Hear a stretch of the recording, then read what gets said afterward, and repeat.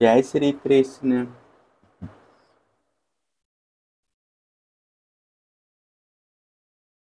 उनमें ऐसी लोकातर माधुरी है जिसे दिन रात सेवन करते रहने पर भी नित्य नया नया रस मिलता रहता है। भला ऐसा कौन रसिक, कौन मर्मज्ञ है जो इन्हें सुनकर तृप्त ना हो जाए।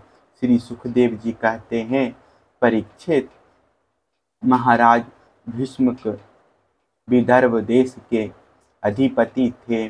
उनके 5 पुत्र और एक सुंदरी कन्या थी।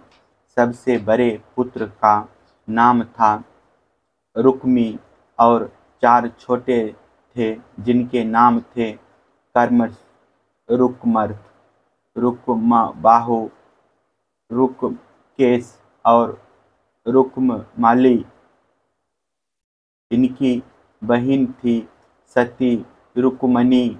जब उसने भगवान श्री कृष्ण के सौंदर्य, पराक्रम, गुण और वैभव की प्रशंसा सुनी, जो उसके महल में आने वाले अतिथि प्रिय गाया ही करते थे, तब उसने यही निश्चय किया कि भगवान श्री कृष्ण ही मेरे अनुरूप पति हैं।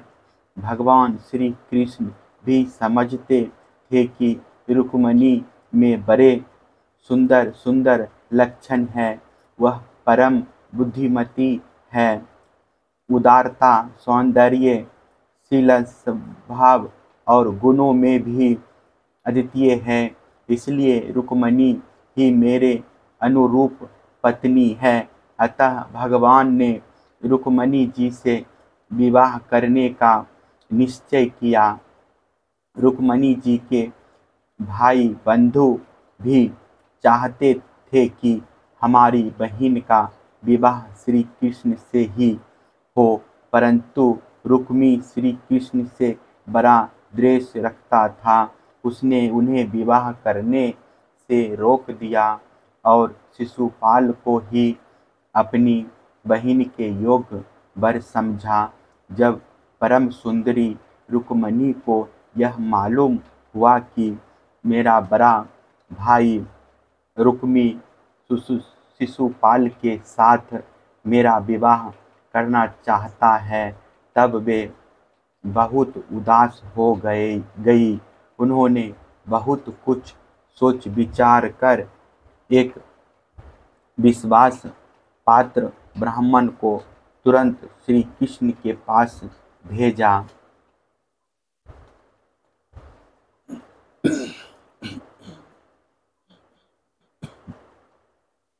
जब वे ब्राह्मण देवता द्वारकापुरी में पहुँचे, तब द्वारपाल उन्हें राजमहल के भीतर ले गए।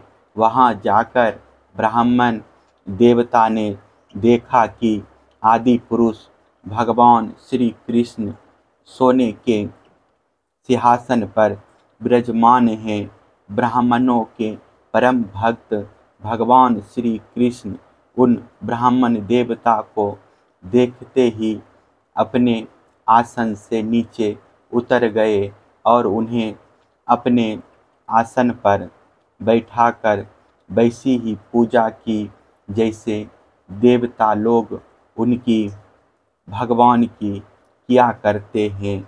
आदर सत्कार कुशल प्रश्न के अनंतर जब ब्राह्मण देवता खा पी चुके, आराम विश्राम कर चुके, तब संतों के परम आश्रय भगवान श्री कृष्ण उनके पास गए और अपने कोमल हाथों से उनके पैर सहलाते हुए बड़े शांत भाव से पूछने लगे,